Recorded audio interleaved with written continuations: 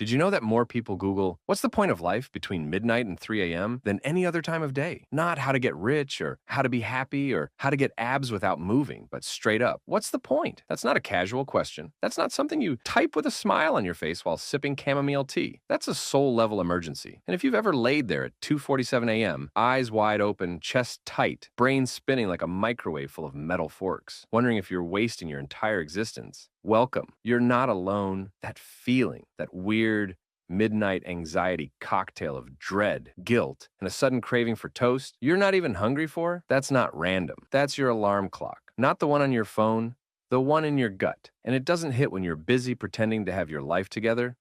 It waits until the noise dies down and your Netflix is silent and your phone battery's dead and there's nothing left to distract you from the truth you've been dodging. Like it's your ex at the grocery store. Because deep down, you know you're stuck. You know you're not where you could be. And you've gotten real good at faking fine. You smile when people ask how you're doing. You post a story like everything's awesome. You even laugh at memes about burnout while actively being on fire. But underneath it all, you're wondering how the hell you became the background character in your own movie. No big meltdown, no dramatic crash, just this slow, quiet fade into a version of life that doesn't excite you. You keep saying, it's just a phase. I'm figuring it out. Next month, I'll really start. Meanwhile, months slide by like socks on hardwood floors. And the only thing you've mastered is avoiding your potential like it owes you rent. And I get it. Believe me, I've been there, throwing motivational quotes at my depression like glitter on a dumpster fire. But that ache in your chest, that sigh you let out for no reason, that's the part of you that remembers what it was like to be lit up, alive, scared maybe, but awake. And you can keep ignoring it, sure. You can keep scrolling, snacking, numbing, surviving. But that whisper at 2:47 a.m., it's not going anywhere. It's your soul politely losing its patience. It's not saying you're broken. It's saying you're bored. And not because life is boring, but because you're not living the one you're actually meant to live. And until you listen, until you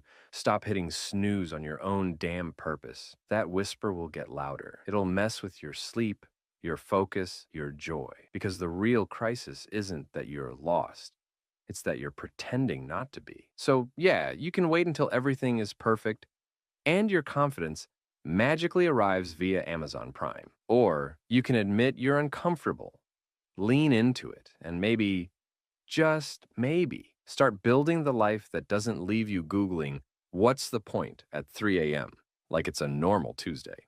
You ever notice how comfort doesn't come crashing into your life like a wrecking ball? It slips in like a roommate who said they'd just be staying for the weekend, and suddenly it's been 3 years and they're wearing your hoodie and eating cereal out of a measuring cup like it's totally normal. Comfort doesn't announce itself.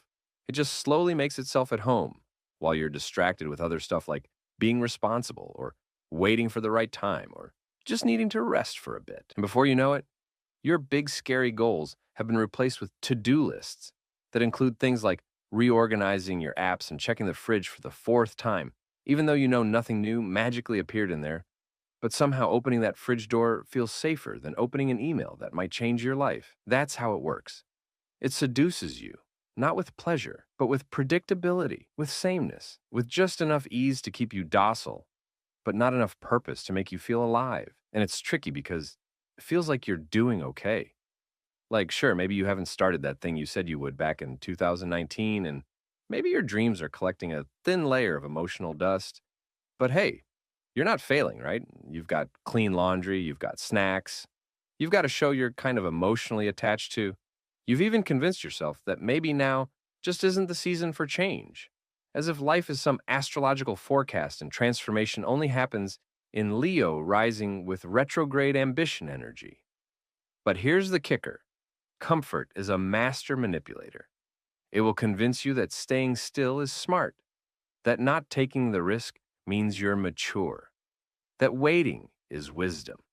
And meanwhile, it is quietly erasing your momentum, watering down your hunger, and spoon-feeding you just enough dopamine to keep you from noticing that your life hasn't moved in years.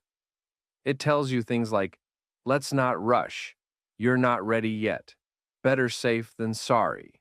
And the most seductive lie of all, there's still time. But the longer you wait, the quieter your instincts get. The harder it becomes to hear that little voice inside you that used to scream, we were meant for more than this. And now it's whispering. And now you're scrolling. And now you're 6 months into a break that somehow became your whole personality. And I say this with love, but sometimes the most dangerous place to be isn't rock bottom. It's somewhere in the middle, comfortable, number, kind of fine. Not in crisis, not in flow, just stuck in that lukewarm bathtub of existence where you're not drowning, but you're definitely not swimming either. You're just sitting there, pruning, calling it peace. And you can feel it, can't you? That quiet dissatisfaction, that nagging sense that you're supposed to be doing something else, being someone else. But then comes comfort again, with a weighted blanket and a slice of pizza and a new season of whatever. And now you're too cozy to move, too full to fight, too tired to change. And the worst part, it doesn't even feel bad. It just feels easy. And easy will kill more dreams than failure ever will. At least failure means you tried. At least failure has a pulse. But comfort? Comfort is a slow, silent suffocation. So gentle you don't notice it until you're too used to the lack of air. And look, this isn't me shaming you. This is me calling it out because I've been there. I lived there. I built IKEA furniture in that zone. I hosted dinner parties in that zone. I stayed just busy enough to convince myself I was making progress. When really, I was just walking in circles with purpose-flavored headphones on. But let me tell you something that'll either wake you up or piss you off. If your life feels low stakes and predictable, it's not because it's supposed to be like that. It's because comfort sold you a lie and you bought it with your time, and you don't get time back. So let me ask you, when did comfort become the goal? When did ease become more important than meaning? When did we start believing that surviving was enough when we were built to create, to stretch, to move, to burn bright, not just flicker dimly in some half-lived life that looks good in photos but feels like cardboard from the inside? You weren't made for beige. You weren't made for maybe later. And you sure as hell weren't made to be comfortable. You were made to grow, and growth never ever happens where you're cozy. You ever notice how we've become experts at lying to ourselves, like Olympic-level mental gymnasts, doing backflips to avoid discomfort? We've turned excuses into poetry. We say things like, I'm just being patient with the process, when what we really mean is, I'm scared and I haven't moved in 8 months. Or, I'm focusing on my mental health right now, when deep down we know we're just avoiding anything that might make us sweat or fail or be seen. Or how about this classic? I'm just waiting for the right time. Oh, the right time. Yeah, that magical unicorn moment where the skies open, your insecurities vanish, your laundry folds itself, and suddenly you're the person you've been pretending to be on LinkedIn. Let me ask you something, and I mean this with love. When exactly is the right time supposed to show up? When you've hit rock bottom? When Mercury isn't in retrograde?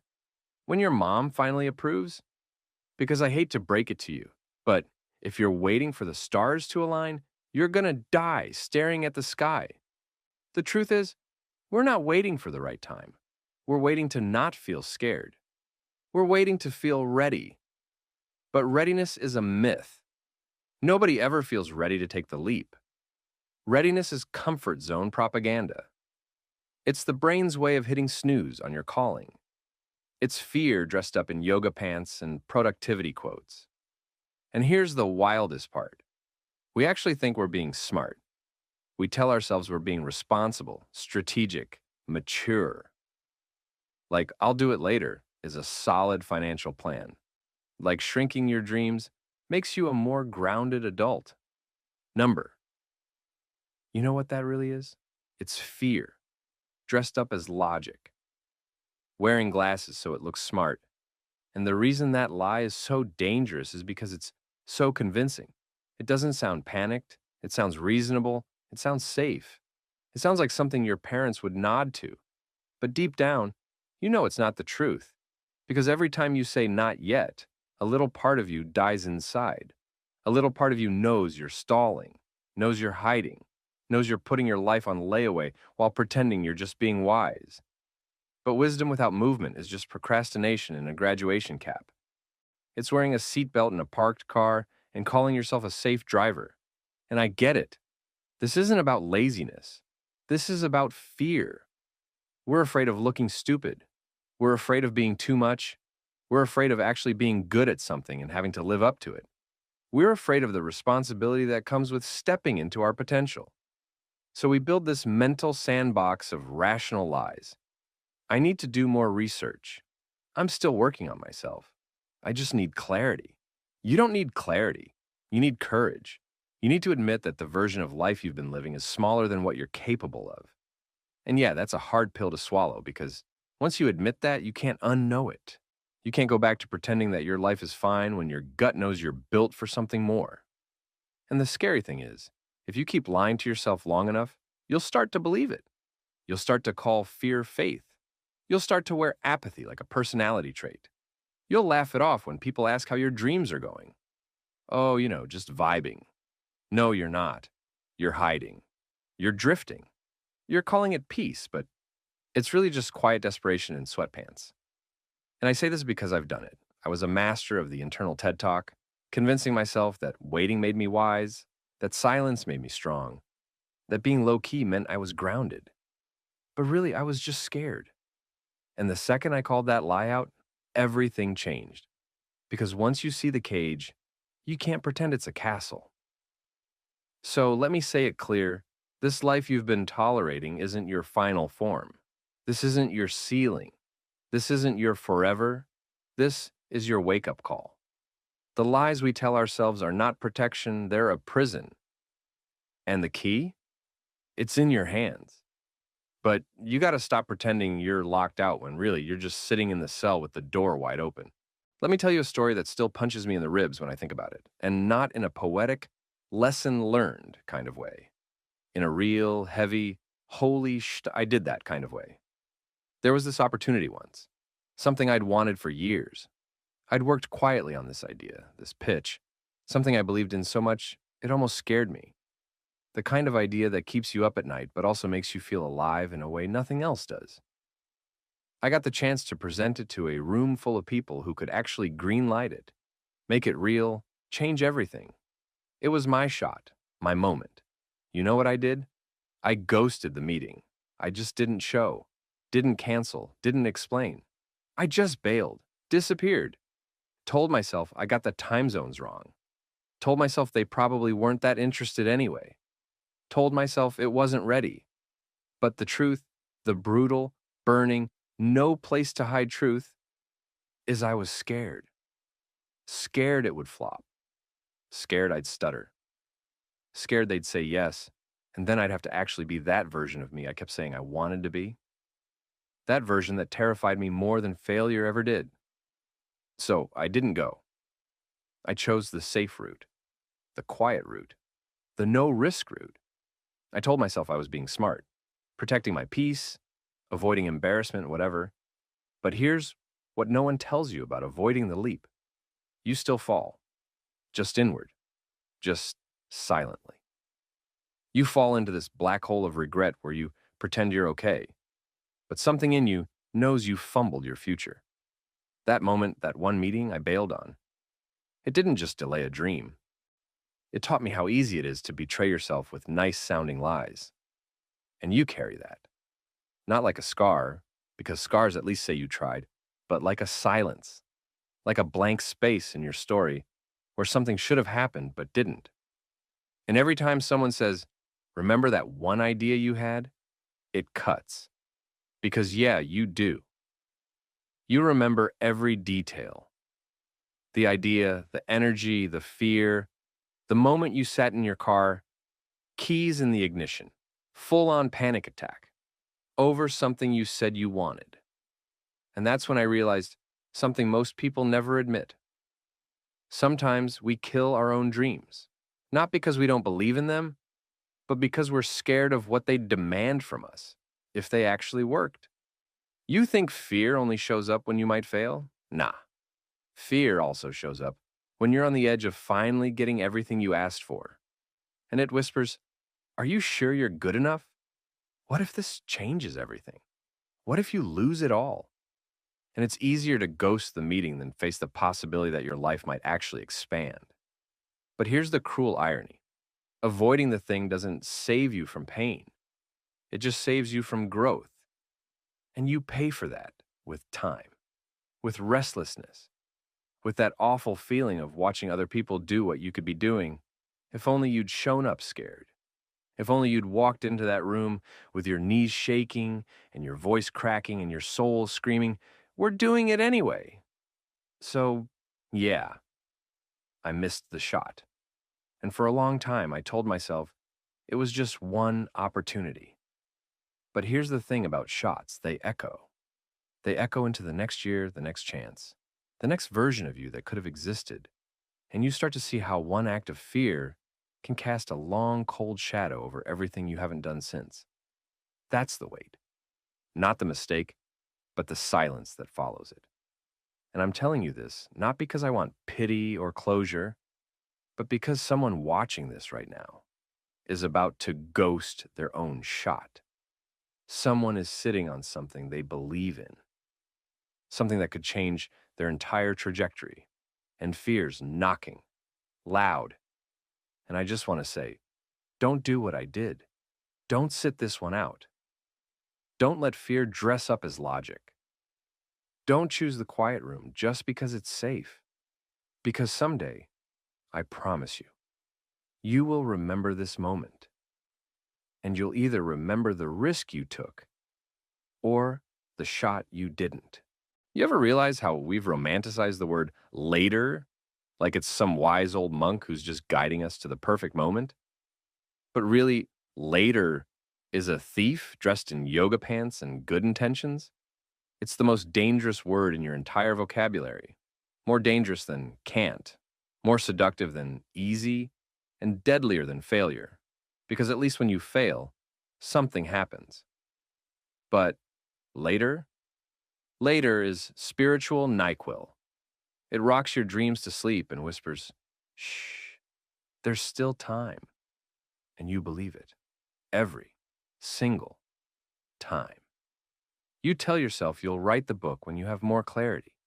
You'll leave the job when things calm down. You'll speak your truth when the moment's right. But what you don't realize is that delay has a body count. You think it's harmless. You think it's neutral. You think it's just buying time.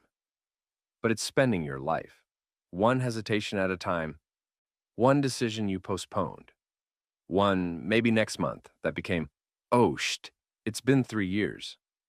Let me tell you something most people don't have the stomach to say out loud. You are not promised more time. Your dreams don't come with warranties. Your purpose doesn't renew automatically like Netflix. You either move now, or you risk dying with unopened potential buried inside you. And I know that sounds dramatic, but that's because it is. The slow death of, "I'll get to it," is the tragedy no one mourns, because it leaves no mess. Just a slowly quieted life, a soul that stopped trying, a voice that never got used, and the world won't notice. But you will. You'll feel it when your energy drops and nothing excites you anymore. You'll feel it when you look in the mirror and barely recognize the version of yourself that used to want things.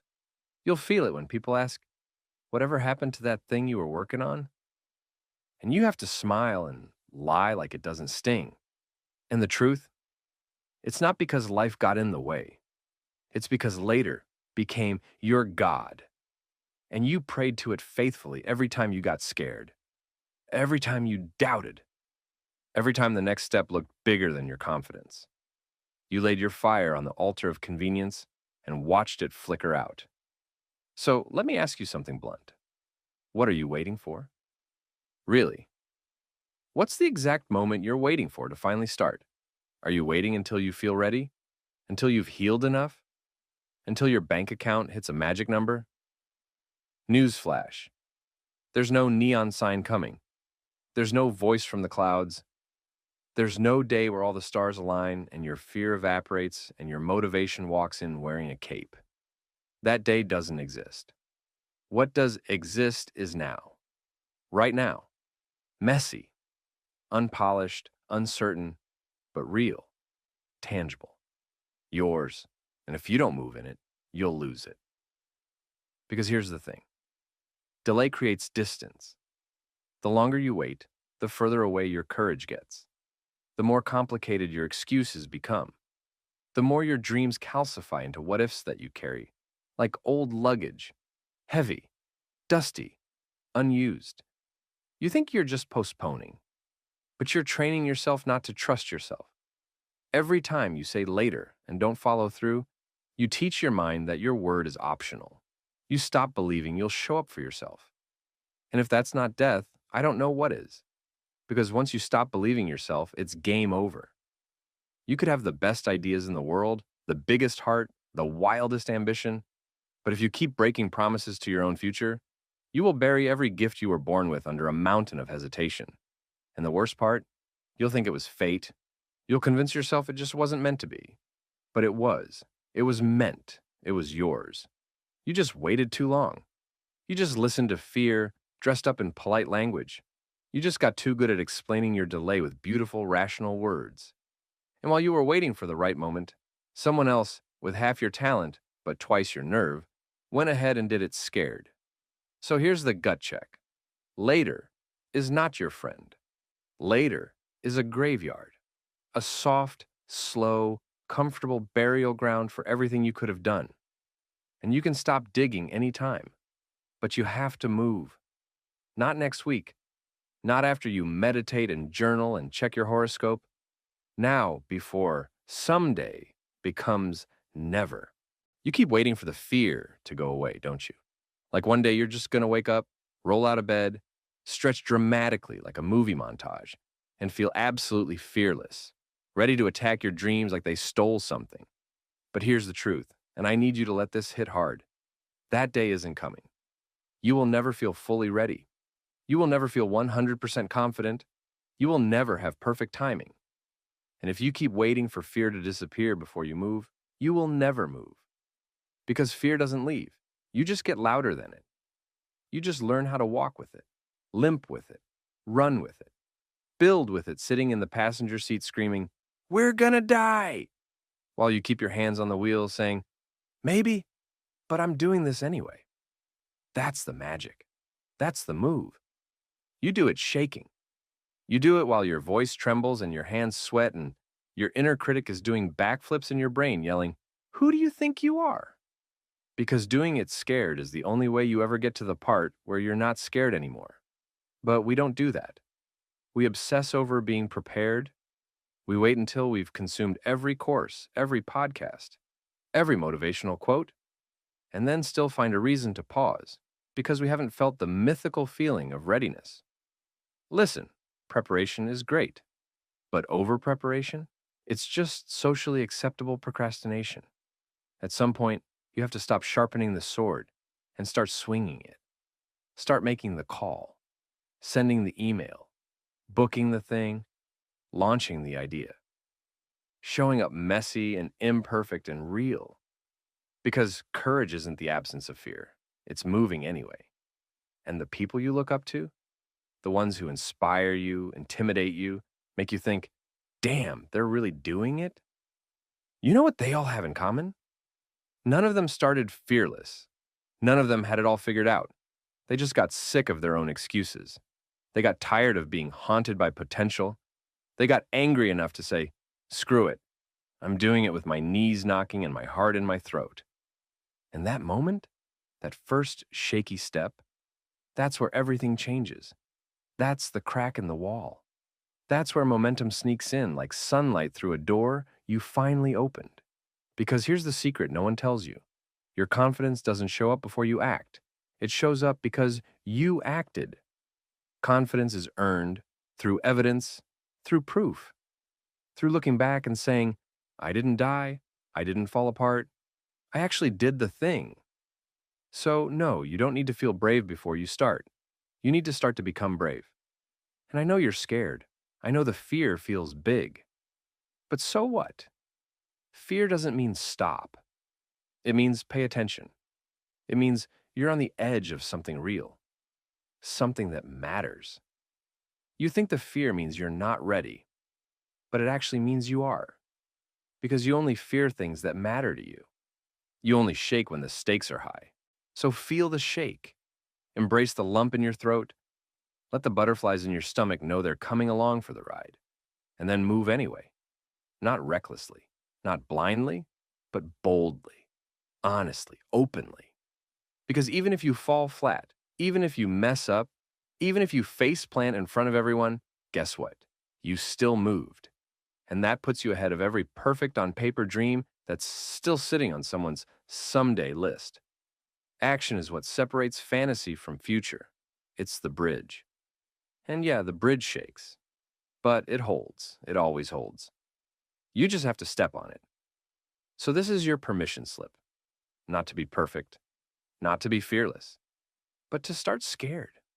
Start with shaking hands, with 0 followers, with no plan beyond, I'll figure it out as I go. That's not foolish, that's brave, that's alive. That's how you build something that matters. So go. Do it shaking, do it sweating, do it with doubt. Do it before you feel like the kind of person who does it. Because the only way to become that person is to become that person. There's a story I heard once. And I don't even care if it's true because the lesson hits harder than any fact ever could. And it goes like this. A man finds a cocoon. Inside, a butterfly struggling, trying to break free. The man, thinking he's doing the right thing, takes a small knife and gently slices the cocoon open to help. The butterfly slips out easily. No more fight, no more struggle. But something's wrong. Its wings are small, deformed, wet, useless. It never flies. Because the struggle? That's what strengthens the wings. That pressure, that fight, that brutal effort to break free, it forces blood into the wings. It transforms the butterfly from a squirming thing in a shell into something that can actually fly.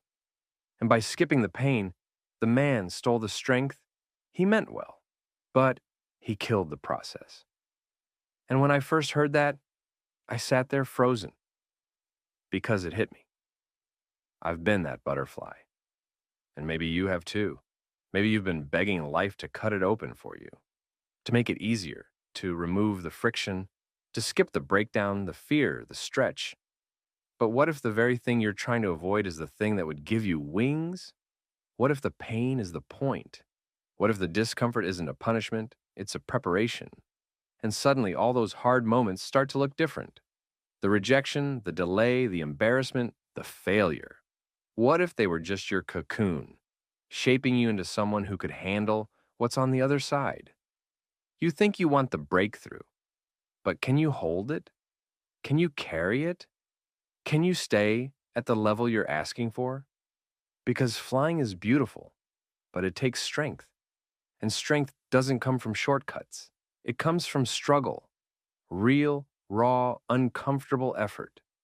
From being in the dark, unsure, pushing against walls that feel impossible, and still saying, not today, I'm not done, I'm not staying here. That's the fight.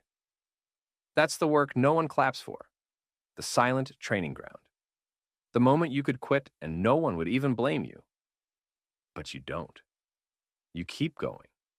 And that's the moment your wings form. That's the blood rushing in. That's the moment you're not just changing your life. You're becoming someone new. So, yeah, you could wish it was easier. You could wait for someone to rescue you, to open it up, to give you permission.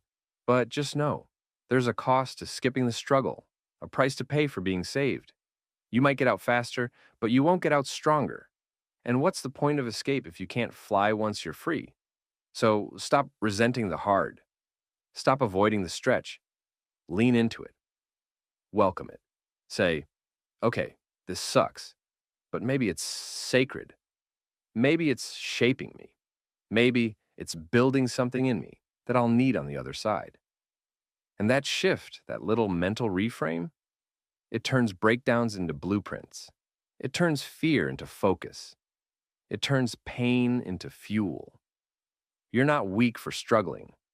You're not behind because it hurts. You're becoming. And wings don't grow in comfort. They grow in resistance, in tension, in fight. So yeah, it's hard. And no, you're not doing it wrong. You're in the cocoon, and something wild is forming. Fear's been running the show long enough, don't you think? Like some underqualified, overpaid manager who keeps getting promotions despite never delivering results. And we keep listening to it, taking orders, shrinking ourselves on command. You know what fear says? Be careful. Be small. Stay where it's safe. Let someone else go first. And we act like that's wisdom, but it's not. It's control. Fear doesn't want you to be smart. It wants you to stay still, because stillness is safe, predictable, comfortable. And it's also where dreams go to die. So let me ask you, aren't you tired of bowing to it? Of living your life by rules written by anxiety? Of checking in with fear before every decision like it's your emotional parole officer? Hey, fear, is it okay if I speak up today? Hey, fear, should I apply for this thing I know I'm qualified for? Hey, fear, do I have your permission to live fully? What the hell are we doing? You don't need fear's approval. You don't need to run every idea through the filter of your worst case scenarios. You need to move, not because the fear goes away, but because you're done letting it be the loudest voice in the room. Fear doesn't leave. You just stop inviting it to sit at the head of the table. You stand up, you take the mic, and you say, I hear you, but I'm going anyway. And yeah, it'll still yell, still panic, still throw tantrums like a toddler in the cereal aisle. But guess what? You go anyway. Because courage is never quiet. It's loud. It's messy. It shows up shaking, screaming, sweating, doubting, and still stepping forward. Courage is saying, I know this could fall apart, and I'm doing it anyway. I know I could get laughed at, and I'm doing it anyway. I know I don't feel ready, and I'm doing it anyway. That's power. Not the absence of fear, but the refusal to obey it. You think bravery feels like calm? Number. Bravery feels like chaos, like jumping into cold water, like hitting send on something you wrote with your whole heart, like showing up to the meeting knowing your voice might crack, like finally saying out loud what you've been rehearsing in your head for years. Bravery is messy, but it moves, and motion is what changes things. Action is what rewires your brain. Every time you choose movement over paralysis, you punch fear in the throat. You weaken its grip. You remind it and yourself who's really in charge. So no, you don't have to wait for it to go away. You just have to stop treating it like gospel. Fear is not your compass. It's a smoke alarm. It goes off at everything. Doesn't mean the house is burning. Just means you're close to something that matters. So when the alarm sounds, smile. You found your edge. Now lean in, step forward, take the shot. Because even if it's messy, even if it doesn't go perfectly, you moved. You stepped into the arena. And that alone makes you a different person than the one who stayed on the sidelines thinking about it. You earn your growth through motion, through fire, through sweat, through action taken before the comfort shows up. That's what makes this real. That's what separates the dreamers from the doers. So, if you're scared, good. That means it's real. That means it's worth it. That means it's time. Screw fear. Let's go. There comes a moment, and maybe this is it, where you stop negotiating with your potential, where you stop offering it half your energy, half your attention, half your heart, where you stop showing up halfway to your own life like a guest in your own story. There comes a moment where you draw a line in the sand and say, no more.